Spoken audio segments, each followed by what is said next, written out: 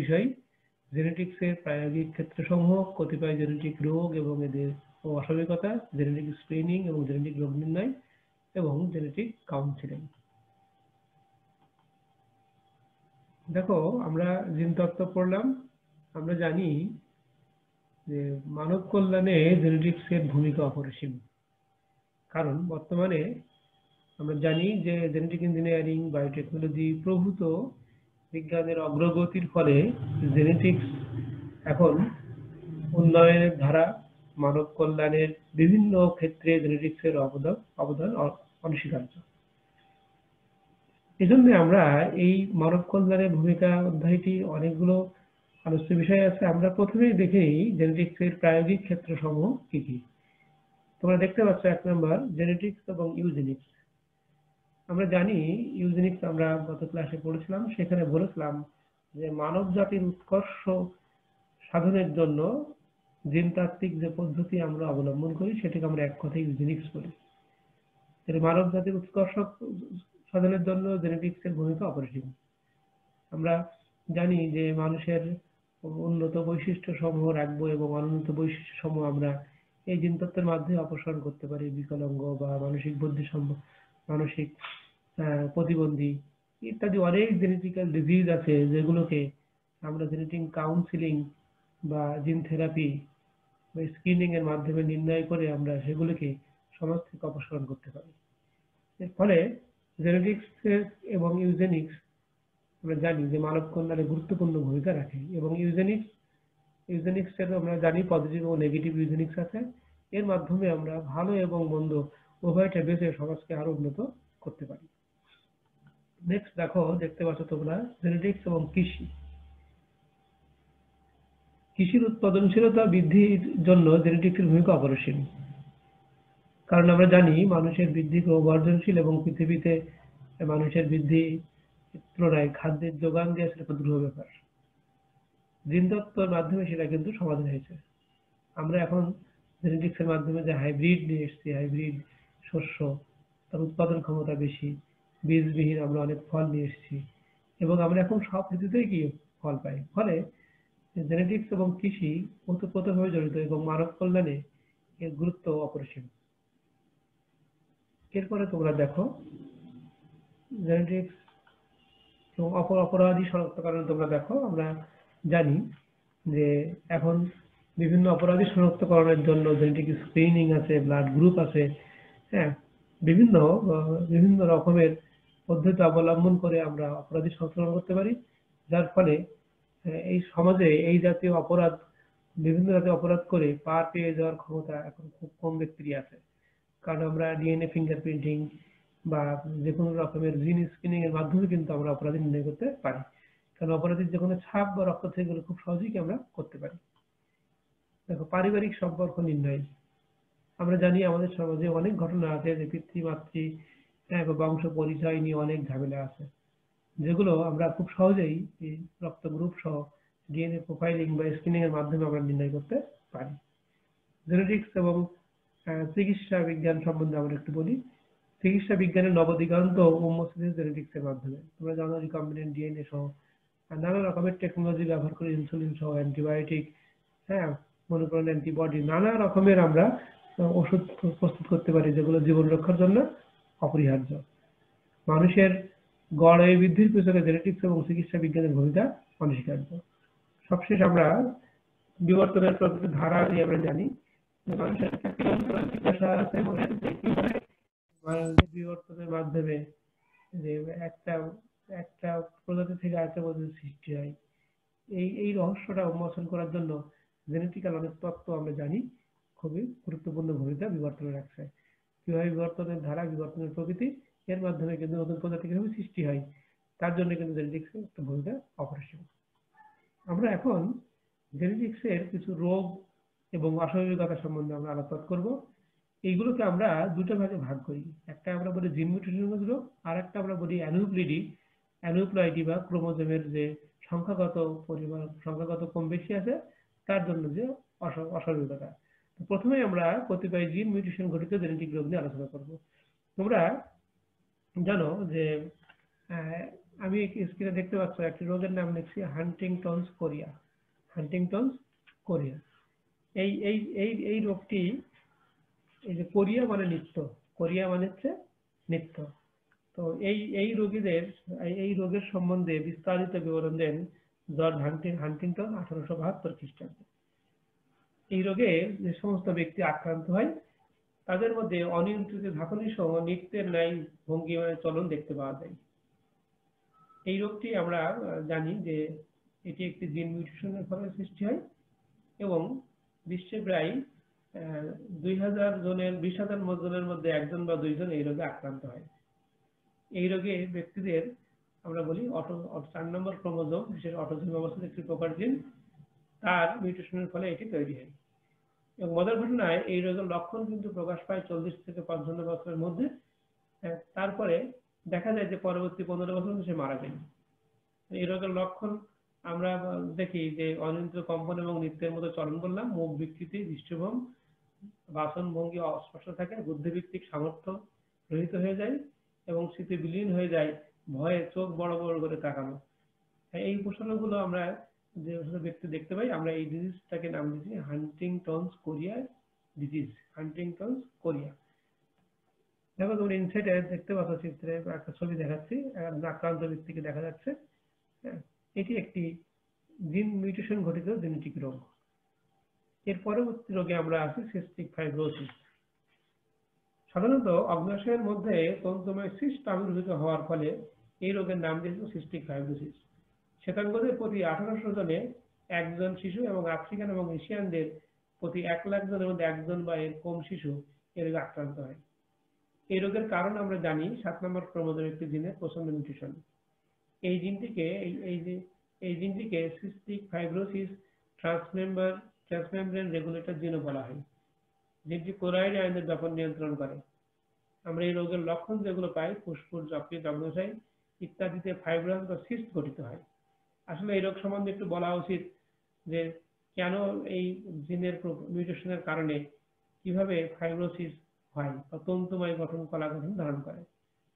বিজ্ঞানীরা দেখছে যে 7 নম্বর ক্রোমোজোমে অবস্থিত একটি প্রচন্ড মিউটেশনই এই রোগের কারণ। জিনটি ক্লোরাইড চ্যানেলকে নিয়ন্ত্রণ করে, অর্থাৎ এই ক্লোরাইড চ্যানেলের কোড আদান প্রদান করে। দেখা গেছে যে এই চ্যানেলটি একটি প্রোটিন যা 1480টি অ্যামাইনো অ্যাসিড দ্বারা গঠিত। একে আমরা এক কথায় সিস্টিক ফাইব্রোসিস ট্রান্সমেমব্রেন রেগুলেটর বলি। আবরণী কোষের উপরিতলে এই সিস্টিক ফাইব্রোসিস ট্রান্সমেমব্রেন রেগুলেটর জিনটি অবস্থান করে, ফলে এর মাধ্যমে ক্লোরাইড আয়নকে নিয়ন্ত্রণ করতে পারে। এখন এই জিনটি যখন প্রচ্ছন্ন হয়ে যায় তখন দেখা যায় যে তার যে এই রোগ যখন প্রচ্ছন্ন হয়ে যায় তখন এই প্রোটিনের ট্রান্সক্রিপশনের যা এমআরএনএ তৈরি হয় 508 নম্বর কোডটি মিসিং হয়। মিসিং হওয়ার ফলে দেখা যায় কোডন ঘাটতির কারণে এই জিনে যে পরিমাণ মিউকাস তৈরি করার দরকার সেটা আর করে না। ফলে যখনই মিউকাস আগের মতো তো ক্ষরণ হয় না, তখন সিস্টিক ফাইব্রোসিস রোগীদের ক্লোরাইড আয়নের এটার বহিঃপ্রবাহটা বন্ধ হয়ে যায়। এর ফলে যে মিউকাস হয়, মিউকাস খুব ঘন এবং আঠালো বা চটচটে হয়ে যায়। কোষের মধ্যে এটা সঞ্চিত হয় এবং সোডিয়াম আয়ন কোষে প্রবেশ করে, ফলে এটা আয়তন ঘনত্ব বৃদ্ধি পায় এবং আরো বেশি দৃঢ় হয়ে যায়। ফলে ফুসফুস সহ অগ্ন্যাশয় এবং যকৃতের কার্যকারিতা কমে যায়। আমরা চিত্রে দেখতে পাচ্ছি, দেখো তোমরা এখানে ফুসফুসের ভিতরে আমরা দেখাচ্ছি যে কিভাবে মিউকাস গুলো জমা বেঁধে পুরা ব্রঙ্কিওল গুলোকে বন্ধ করে দেয়, ফলে শ্বাসকষ্ট জনিত ভোগে। একইভাবে যখন অগ্ন্যাশয়ে ফাইব্রোসিস হয় তখন অগ্ন্যাশয়ের এনজাইম এবং হরমোন ক্ষরণটি কমে যায়, ফলে এক পর্যায়ে ওই ব্যক্তি মৃত্যুর মুখে পতিত হয়। এবং আমরা এই রোগের ট্রিটমেন্টের ক্ষেত্রে চিকিৎসকবিদরা বলেন যে ফিজিওথেরাপি হচ্ছে একমাত্র উপায়। কারণ মিউকাস অপসারণের জন্য যখন ফুসফুসে মিউকাস জমে যায় তখন তার পিঠে আমরা জানি থাপ্পড় মেরে দৈনিক 5 থেকে 6 বার মিউকাসগুলো ফুসফুস থেকে অপসারিত হয়। একইভাবে খাদ্য পরিপাকের জন্য সম্পর্ক এনজাইম সংগ্রহ করার প্রয়োজন পড়ে অ্যান্টিবায়োটিক দিতে হয়। এটি খুব একটি সময় মানুষ মৃত্যুবরণ করে। সিস্টিক ফাইব্রোসিস একটি মাত্র যে জিনের মিউটেশনের ফলে প্রচন্ড মিউটেশনের ফলে এই রোগটির সৃষ্টি হয়।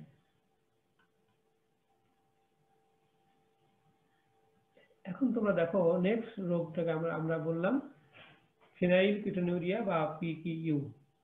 এটিও 12 নম্বর ক্রোমোজোমে অবস্থিত একটি জিনের প্রচন্ড মিউটেশনের ফলে রোগটির সৃষ্টি হয়। এই রোগে কি হয় দেখো, ফিনাইল অ্যালানিনকে সাধারণত টাইরোসিনে পরিণত করতে না পারায় এই রোগ সৃষ্টি হয়। আমরা এই রোগকে একটি বিভাগ ঘটিত একটি রোগ বলে জানি। প্রাথমিক পর্যায়ে রোগটি যদি শনাক্তকরণ করা যায় তাহলে চিকিৎসা দ্বারা স্বাস্থ্যের ক্ষতি ঠেকানো সম্ভব। দেখা যায় জন্ম নেওয়া প্রতিটি জীবিত শিশু 18,000 জনের মধ্যে একজন এই রোগে আক্রান্ত হয়। এই রোগের কারণ আমরা বললাম 12 নম্বর ক্রোমোজোমে অবস্থিত একটি জিনের প্রচন্ড মিউটেশন। মিউটেশনের ফলে কি হয় তোমরা এখানে দেখছো, ফিনাইল অ্যালানিন যে অ্যামাইনো অ্যাসিড আছে সেটাকে একটা এনজাইমের সাহায্যে ক্রিয়া করলে পরে টাইরোসিনে পরিণত হয়। এটা একটা স্বাভাবিক ক্রিয়া এবং আমরা এই এনজাইমকে বলি ফিনাইল অ্যালানিন হাইড্রোলেজ PAH। এই এনজাইমটা যখন কাজ করতে না পারে, যখন এনজাইমটা কাজ না করে তখন তার দেহে ফিনাইল অ্যালানিন জমা হতে থাকে।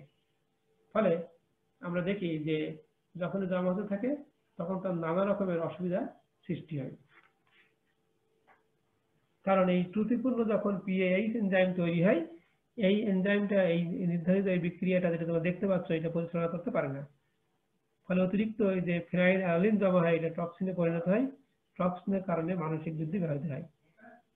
এই সমস্ত রোগীদের যে সমস্ত লক্ষণ থাকে তোমরা জানো, খিটখিটে মেজাজ হয়, অধিক সংবেদনশীলতা হয়, অস্বাভাবিক অঙ্গভঙ্গি এবং চলাফেরা করে, টাইরোসিনের অভাবে ত্বক এবং চুল কমে যায় এবং রঞ্জিত হয়ে যায়। কারণ টাইরোসিন মেলানিনের মেলানিনকে বাধা দেয়, অর্থাৎ এরা মেলানিন তৈরি করতে দেয় না। এরপরে ত্বক শুষ্ক এবং খসখসে হয়, হাত পা সহ সারা দেহে কোনো সঞ্চালন এবং মস্তিষ্কের অস্বাভাবিক ক্রিয়াকলাপ জনিত পেশির খিঁচুনি দেখা যায়। সাধারণত এই রোগ শিশুর জন্মের 4 দিনের মধ্যে রক্ত পরীক্ষায় শনাক্তকরণ করা হয় এবং আমরা জানি যে এটা প্রিন্যাটাল ডায়াগনোসিসের মাধ্যমেও কিন্তু ডিএনএ বিশ্লেষণ করে এই রোগ নির্ণয় করা সম্ভব। তো এই রোগের চিকিৎসা পদ্ধতির মধ্যে আমরা যদি এই রোগ শনাক্তকরণ হয়ে যায় তখন শিশুদেরকে খাদ্যের সাথে ফিনাইল অ্যালানিন এবং টাইরোসিন খাবার জাতীয় সমৃদ্ধ খাবার খাওয়ানো হয়। দেখো নেক্সট একটি রোগ আমরা দেখছি sickle cell anaemia or SCA। দেখো তোমরা লক্ষ্য করছো যে এটি একটি জিনের একটি নিউক্লিওটাইডের একটি নাইট্রোজেন বেসের পরিবর্তনের ফলে কি রকম পরিবর্তন হতে পারে সেটা আমরা একটু দেখি। আমরা একে বললাম সিকেল সেল অ্যানিমিয়া, অর্থাৎ এই রোগে আমরা বলি এই রোগে যে একটি সামান্য মিউটেশনের কারণে যে ভয়াবহ বিপদে ঘটতে পারে তা আমরা এখন অনুধাবন করতে পারবো। দেখো এই রোগে আক্রান্ত ব্যক্তিদের হিমোগ্লোবিনের মাত্রা স্বাভাবিক তুলনায় প্রায় অর্ধেক হয়ে যায় এবং সে রক্তশূন্যতায় ভোগে। পাশাপাশি অন্যান্য অনেক জটিল উপসর্গ দেখা যায়। আমেরিকার শিকাগো শহরে একজন তরুণ ডাক্তার জেমস হ্যারিক 1904 সালে একজন কৃষ্ণাঙ্গ কলেজ ছাত্রের মধ্যে রোগটি লক্ষ্য করেন। তার 6 বছর পরে রোগটির বিস্তারিত তথ্য জানা যায়। রোগের কারণ হিসেবে আমরা বললাম যে এখানে সাধারণত আমাদের যে স্বাভাবিক হিমোগ্লোবিন তৈরি হয় একটি জিন মিউটেশনের ফলে দেখা যায় আরবিসির গঠনগত পরিবর্তন এবং সেটা কাস্ট আকার হয়ে যায়। তোমরা দেখছো সিকল সেল এবং নর্মাল এই মিউটেশনের ফলে এই নর্মাল ব্লাড সেলটা সিকল সেলে পরিণত হয়। আমরা জানি যে হিমোগ্লোবিনের আর 4টি পলিপেপটাইড অণু আছে। তোমরা জানো এই 4টি পলিপেপটাইড শৃঙ্খল দ্বারা হিমোগ্লোবিন গঠিত। তার মধ্যে 2টি আলফা চেইন এবং 2টিকে বেটা চেইন বলা হয়। আলফা চেইনটি 141 অ্যামাইনো অ্যাসিড দ্বারা গঠিত এবং বেটা চেইনটি 146 অ্যামাইনো অ্যাসিড দ্বারা গঠিত। সিকল সেল অ্যানিমিয়া যাদের থাকে তাদের এই বেটা চেইনের 6ষ্ঠ অ্যামাইনো অ্যাসিডটি ত্রুটিপূর্ণ হয়। আমরা দেখি যে এটা কি জাতীয় ত্রুটিপূর্ণ হয়। তোমরা দেখো স্বাভাবিক অবস্থায় এটা ছিল ডিএনএ যে সিকোয়েন্স ছিল সেখানে একটা অ্যামাইনো অ্যাসিড আসতো, তাকে বলা হয় গ্লুটামিক অ্যাসিড। এখন দেখো যখন এইটার মিউটেশন হলো, দেখো টি এবং এ এর মধ্যে মিউটেশন হলো, তখন এইটা পরিবর্তন হয়ে গেল ভ্যালিনে। যখনই ভ্যালিনে পরিবর্তন হয়ে গেল তখন আরবিসির গঠন সহ সার্বিক পরিবর্তন কি সাধিত হলো। তার মানে একটি নিউক্লিওটাইডের পরিবর্তন ফলে অ্যামাইনো অ্যাসিড সিকোয়েন্স চেঞ্জ হলো এবং নরমাল আরবিসি সিকল সেল আরবিসিতে পরিণত হলো। এই এই এই এই ধরনের আরবিসি কি ধরনের প্রতিবন্ধকতা হয় সেটা আমরা একটু দেখে নিই। দেখো আমরা এখানে দেখাচ্ছি নরমাল প্যাটার্ন এবং সিকল সেল প্যাটার্ন। আমরা দেখলাম যে সিকল সেলগুলো কিভাবে এখানে ব্লাড ক্লট করে। তার মানে এই সমস্ত ব্যক্তির উপসর্গ হচ্ছে, আমরা জানি যে রক্তশূন্যতা হচ্ছে এদের প্রধান উপসর্গ। অক্সিজেনের পরিমাণ কমে যায় এবং এইচবিএস অণুগুলো শক্ত তন্তুতে পরিণত হয়, অর্থাৎ সিকল সেলগুলো রক্তবাহিকার মধ্যে জমা হয়ে শক্ত তন্তুতে পরিণত হয়। তোমরা দেখতে পাচ্ছ স্ক্রিনে, দেখো আমি দেখাচ্ছি, শক্ত তন্তুতে কি পরিণত হয়। এর ফলে লোহিত কণিকার স্বাভাবিক প্রাকৃতিক গঠনগত পরিবর্তনে প্রাকৃতি ধারণ করে এবং এই সিকল সেলগুলো তাদের স্বাভাবিক কার্যকারিতা হারিয়ে ফেলে এবং ভেঙে যায়। এগুলো কৌশিক জালিকা এবং রক্তনালীর মধ্যে জট পাকায় এবং স্বাভাবিক রক্ত প্রবাহকে বাধাগ্রস্ত করে। এর ফলে সেকেন্ডারি অনেক উপসর্গ দেখা যায়।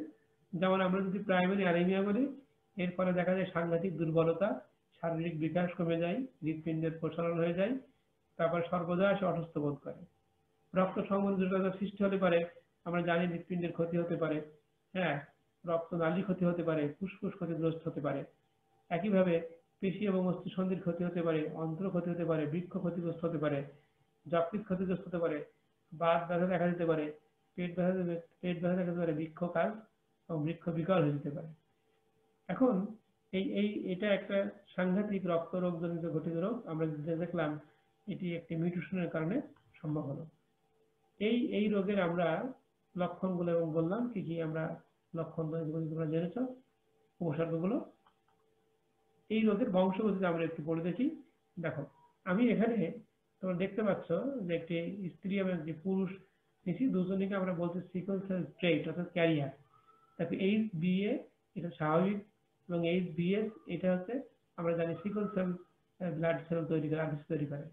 এটা উভয়ই দেখো হেটেরোজাইগাস নিচ্ছি আমরা। হেটেরোজাইগাস নেওয়ার পরে দেখো আমরা একটা নর্মাল শিশু পেয়েছি এইচবিএ, যেটা ক্যারিয়ার নাই, আর বাকি দুটো ক্যারিয়ার দিছি। আর সেটা যেটা আমরা প্রসন্ন পেয়েছি সেটা সিকল সেল ডিজিজ। তার মানে স্বাভাবিকভাবে যদি পিতামাতা উভয়ই ক্যারিয়ার হয় তাহলে তাদের সন্তানদের মধ্যে এই রোগটি আসার সম্ভাবনা খুব কি বেশি। সাধারণত ক্যারিয়ার যদি নির্বাচন করা যায় তাহলে আমরা জানি জেনেটিক স্ক্রিনের মাধ্যমে এই রোগ থেকে কি খুব সহজেই কি পরিত্রাণ পাওয়া যেতে পারে। দেখ আমরা এখন কিছু অ্যানিউপ্লয়েডি বা ক্রোমোজোমের অস্বাভাবিকতার কারণে যে সমস্ত জেনেটিক অস্বাভাবিকতা সৃষ্টি হয় সেই সমস্ত কয়েকটি রোগ আমরা জানি। আমরা ইতিপূর্বে জেনেটিক রোগ আলোচনা করলাম, তার মধ্যে আমরা বললাম সিকল সেল অ্যানিমিয়া, তারপরে ফেনাইলকিটোনিউরিয়া, ডাউন সিনড্রোম, টার্নার সিনড্রোম, ফেনাইলকিটোনিউরিয়া, এবং আমরা বললাম যে সিস্টিক ফাইব্রোসিস। এখন আমরা কিছু অ্যানিউপ্লয়েডি জনিত জেনেটিক অস্বাভাবিকতা নিয়ে আলোচনা করব। এক নম্বর আমরা প্রথমে আসি ক্লাইনফেল্টার সিনড্রোম নিয়ে। দেখো এই রোগের বা এই সিনড্রোমের কারণ হচ্ছে এদের ক্রোমোজোম সংখ্যা আমাদের আমরা যারা স্বাভাবিক তাদের যেমন 23 জোড়া বা 46 থেকে, তা না থেকে এদের থেকে 47টি। কয়টি?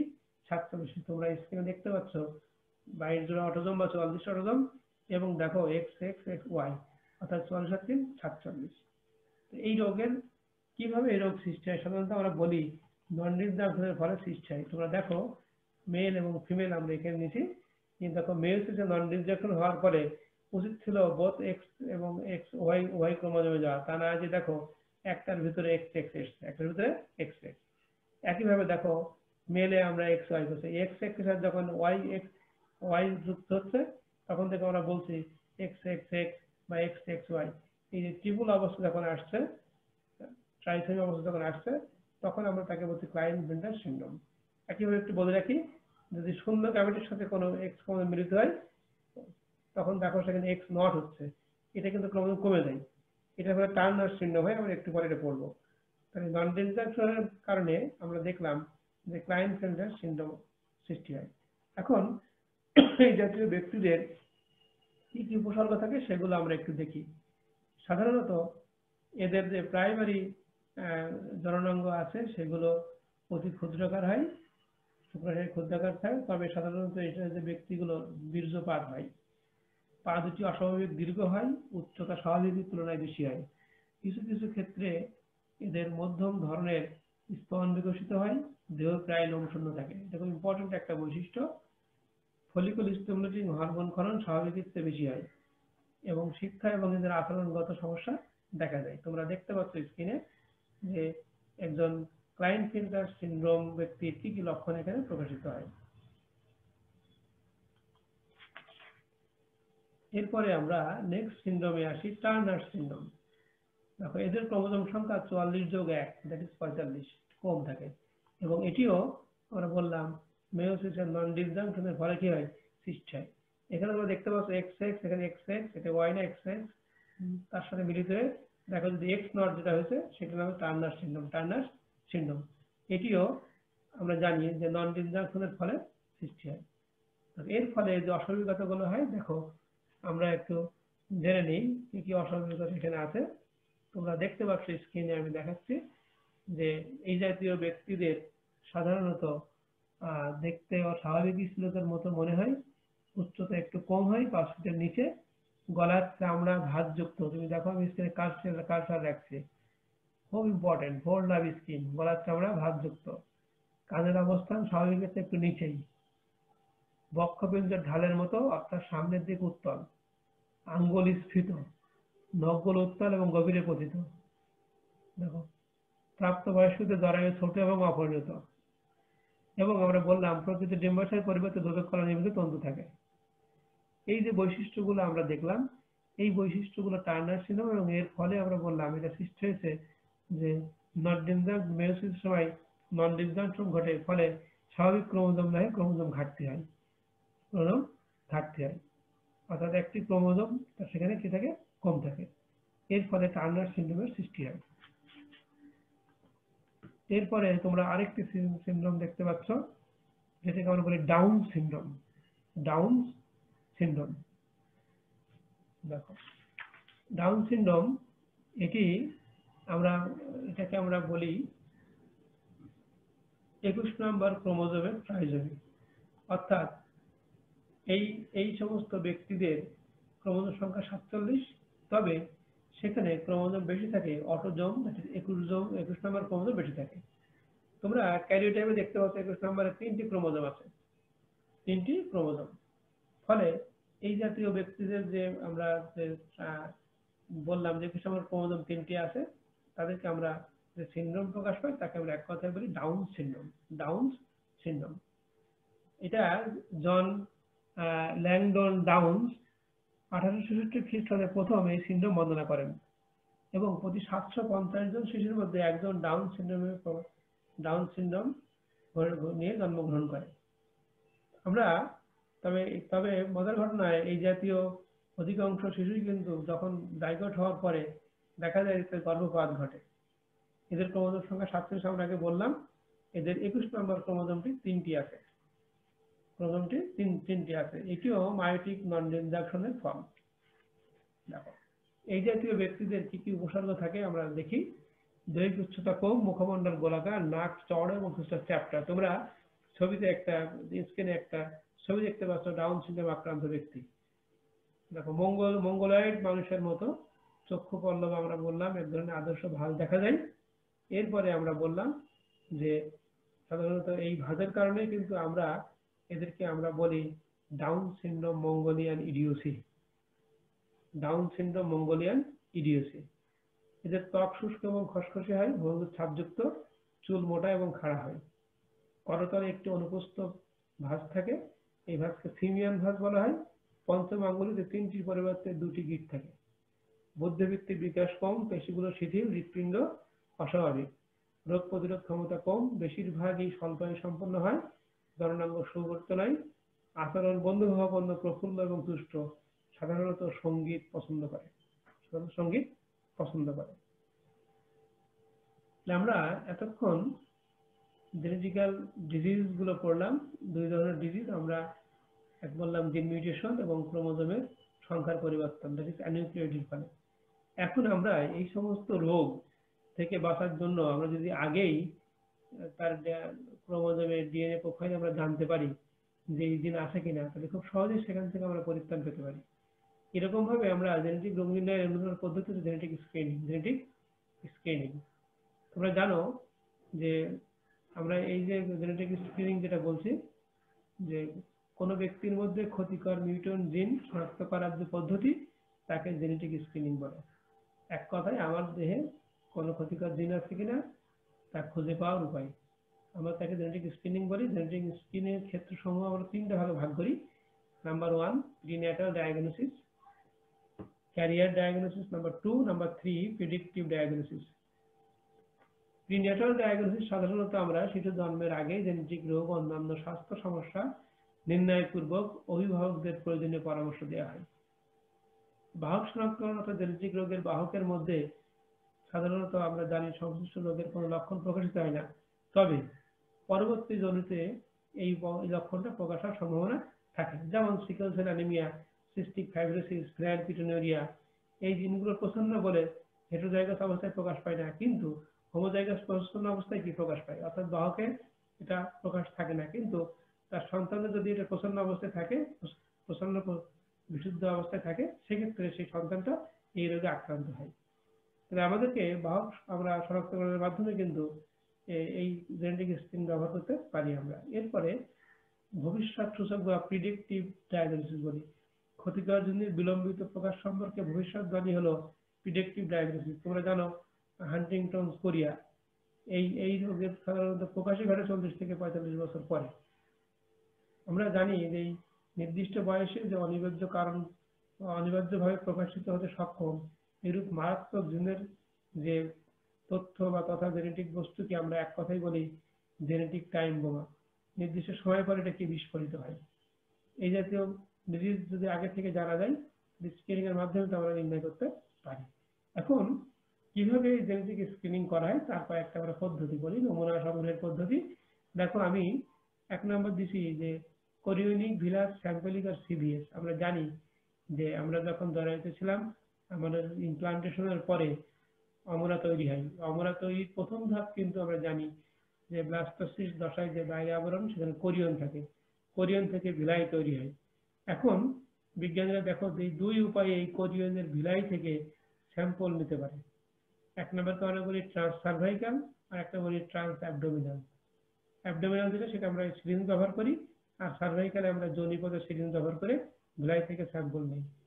হ্যাঁ, কারণ আমরা জানি যে অমরা গঠনের সময় কোরিয়ন থেকে যে আঙ্গুলের মতো অসংখ্য অভিক্ষেপ সৃষ্টি হয়, যে জরায়ুর প্রাচীরে পতিত হয়। এই অভিক্ষেপগুলো কোরিয়নের ভিলাই বলে।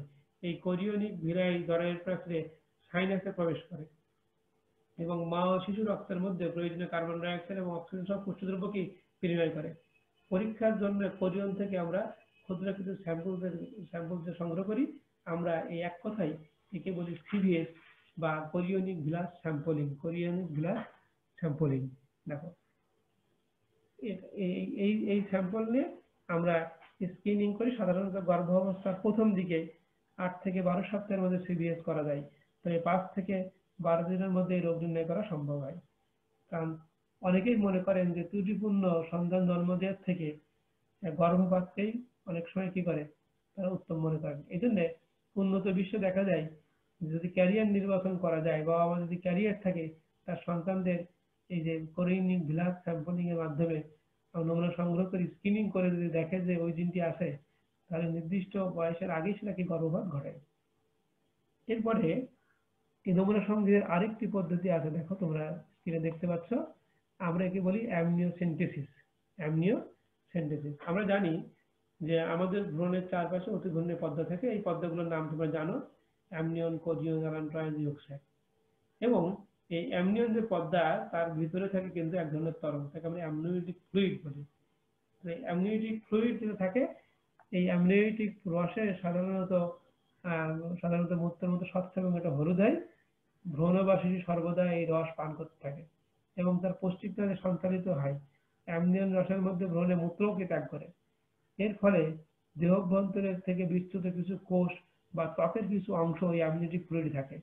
যদি আমরা এখানে অ্যামনিওটিক ফ্লুইডটা নিয়ে সেখান থেকে আমরা সেন্ট্রিফিউজ করে কোষগুলোকে আমরা ডিএনএ প্রোফাইলিং করে স্ক্রিনিং করে, তাহলে আমরা বুঝতে পারবো যে সন্তানের মধ্যে বাবা মা থেকে কোনো জেনেটিক্যাল রোগ আছে কিনা। আমরা যেহেতু এখানে অ্যামনিয়ন নিয়ে কাজ করি, এই জন্য আমরা এই পদ্ধতিকে নাম দিচ্ছি অ্যামনিওসেন্টেসিস। তোমরা লক্ষ্য করছো এখানে একটা চিত্রের মাধ্যমে আমরা ফিটাস, ইউটেরাস এবং অ্যামনিওটিক ফ্লুইড নেওয়ার সিরিঞ্জ ব্যবহার করে নেওয়া হয়। এরপরে আরেকটি পদ্ধতি আছে জেনেটিক স্ক্রিনিং এর জন্য নমুনা কালেকশনের, প্রি ইমপ্লান্টেশন ডায়াগনোসিস বলা হয়। জরায়ুতে সংস্থাগত হওয়ার পূর্বে ভ্রূণের জেনেটিক গুণাগুণ পরীক্ষা করার জন্য প্রি ইমপ্লান্টেশন ডায়াগনোসিস অপরিহার্য। এটি মূলত এক ধরনের প্রিন্যাটাল ডায়াগনোসিস। দেহের বাইরে ডিম্বাণু নিষেক ঘটানো হয়, অর্থাৎ তোমরা আইভিএফ নাম শুনছো, ইন ভিট্রো ফার্টিলাইজেশন, যেটা কোনো টেস্ট টিউব বেবি বলি। দেহের বাইরে যখন ফার্টিলাইজেশন করা হয় তখন দেখা হয় যে ক্লিভেজ যখন চলে 8 কোষে দশায় পৌঁছালে তার থেকে 1টি কোষে পরীক্ষা করা হয়। এবং যদি দেখা যায় যে এখানে ভ্রূণের গঠন স্বাভাবিক আছে, সেটাকে রেখে দেওয়া হয়। আর যদি দেখা হয় যে না, এটা ক্ষতিগ্রস্ত আছে বা এখানে এই ভ্রূণটা ক্ষতিকর জিন বহন করে, তখন সেটাকে পরিহার করা হয়। একে আমরা বলি প্রি ইমপ্লান্টেশন ডায়াগনোসিস। এটা আইভিএফ পদ্ধতির মাধ্যমে এটা করা হয়। এরপরে দেখো আরেকটি পদ্ধতি আছে যার মাধ্যমে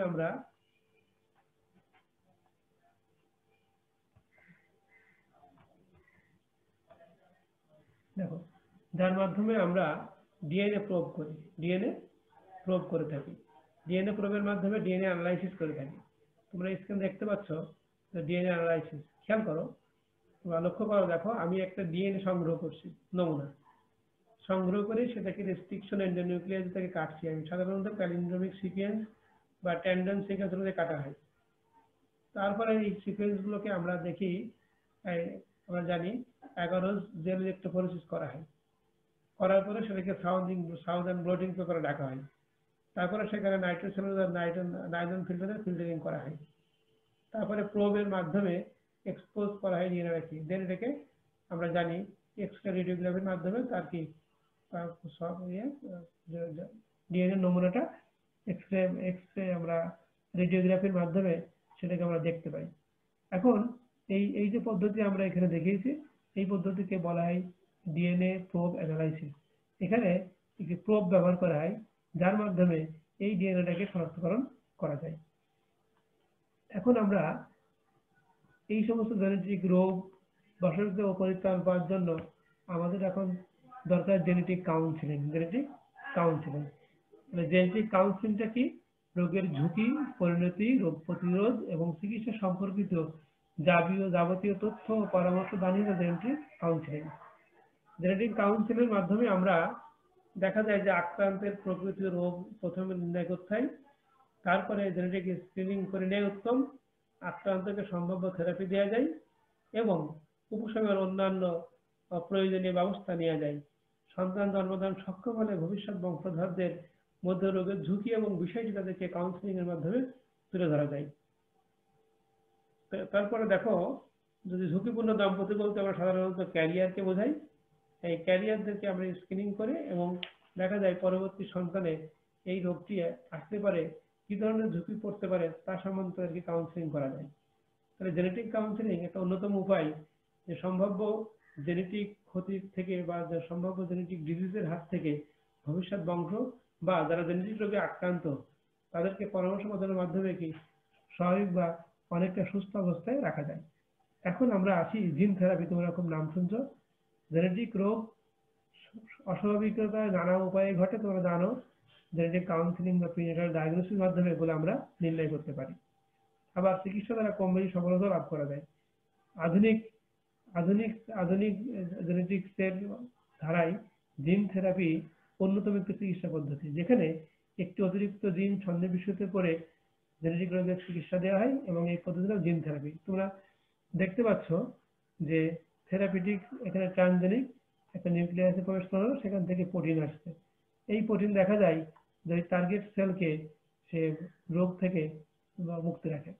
এখন দেখো, এই জিন থেরাপি সাধারণত দুই ভাবে দেওয়া হয়। এক নম্বর আমরা বলি জার্ম লাইন থেরাপি এবং 2 নম্বর সোমেটিক সেল থেরাপি। জার্ম কোষ অর্থাৎ শুক্রাণু, ডিম্বাণু অথবা প্রাথমিক দশার ভ্রূণের মধ্যে কার্যকরী জিন প্রবেশ করিয়ে যদি জেনেটিক রোগের চিকিৎসা করা যায় তখন তাকে আমরা জার্ম লাইন জিন থেরাপি করি। এটা আবার অনেকভাবে সম্ভব। তোমরা জানো মাইক্রো ইনজেকশন পদ্ধতি বা আইভিএফ প্রযুক্তির মাধ্যমে করা যায়। যদি আমরা মাইক্রো ইনজেকশনের মাধ্যমে ত্রুটিপূর্ণ জিনের কার্যক্ষমতা রোধ করার জন্য নতুন জিন যদি আমরা সেখানে প্রয়োগ করি, সেক্ষেত্রে আমরা মাইক্রো ইনজেকশন পদ্ধতি ব্যবহার করতে পারি। তোমরা দেখো স্ক্রিনে মাইক্রো ইনজেকশন পদ্ধতি দেখানো হচ্ছে যে মনের মধ্যে সাধারণত জিনগুলো প্রবেশ করানো হয়। একে আমরা বলি মাইক্রো ইনজেকশন থেরাপি, কার জার্ম লাইন জিন থেরাপির একটা অন্যতম পদ্ধতি। আইভিএফের মাধ্যমেও কিন্তু আমরা করতে পারি। আইভিএফের মাধ্যমে আমরা বিশেষ জিন কি সেখানে ম্যানিপুলেট করতে পারি। সোমাটিক, দেখো সোমাটিক জিন থেরাপির আমরা জানি যে অ্যাডিনো ভাইরাস ব্যবহার করে আমরা সেখানে তার জিন থেরাপি দিতে পারি, বা ম্যাজিক বুলেট তোমরা জানো যে ম্যাজিক বুলেটের মাধ্যমেও কি আমরা জিন থেরাপি করতে পারি। এরপরে আমরা সোমাটিক সেলের জন্য ভাইরাস ব্যবহার করলাম, অ্যাডিনো ভাইরাস বললাম, ম্যাজিক বুলেট বললাম, ডিটারজেন্ট মিশ্রণ আমরা দ্রব্য আমরা ব্যবহার করতে পারি। এতক্ষণে আমরা জেনেটিক কাউন্সিলিং জিন থেরাপি পড়লাম। এখন মানব কল্যাণে অধিক ব্যবহৃত একটি পদ্ধতি হচ্ছে ডিএনএ ফিঙ্গারপ্রিন্টিং। আমরা জানি যে অপরাধী শনাক্তকরণ সহ নানা রকমের পরিচয় নির্ণয় করার জন্য এই পদ্ধতিটি এখন সবচেয়ে বেশি ব্যবহৃত। আমরা এক কথাই বলি যে অপরাধী শনাক্তকরণ বা যে কোনো পিতৃ-মাতৃত্ব নির্ণয় বা যে কোনো নির্ণয়ের কাজে কিন্তু বর্তমানে বহুল পরিচিত ডিএনএ ফিঙ্গারপ্রিন্টিং। আমরা জানি লেসিস্টার ইউনিভার্সিটির অ্যালেক্স জেফ্রি এবং তার সহকর্মীরা 1984 খ্রিস্টাব্দে এই পদ্ধতিটি আবিষ্কার করেন। এই পদ্ধতিতে আমরা ডিএনএ বা পুনরাবৃত্তি ডিএনএ বা স্যাটেলাইট ডিএনএ উপর ভিত্তি করে ডিএনএ ফিঙ্গারপ্রিন্টিং আমরা করি। এটি ধারাবাহিক পদ্ধতির মাধ্যমে করা হয়। যেমন প্রথমে হচ্ছে নমুনা, আমরা যে নমুনাটা নিই সেটা হচ্ছে রক্ত বা সিমেন বা ডিএনএ বহনকারী কোনো ছোট নমুনা নিয়ে সেটাকে আমরা দ্বিতীয় ধাপে রেস্ট্রিকশন এন্ডোনিউক্লিয়াস দিয়ে কর্তন করে সেটাকে ক্ষুদ্র ক্ষুদ্র করি এবং খণ্ডগুলোকে আমরা জেল ইলেকট্রোফোরেসিস করি। তারপরে আমরা তাপ প্রয়োগ করে ডিএনএ কে এক সূত্রকে পরিণত করি। অ্যানিলিং এবং ডিঅ্যানিলিং আছে, তাপ পেজগুলো খুলে যায়।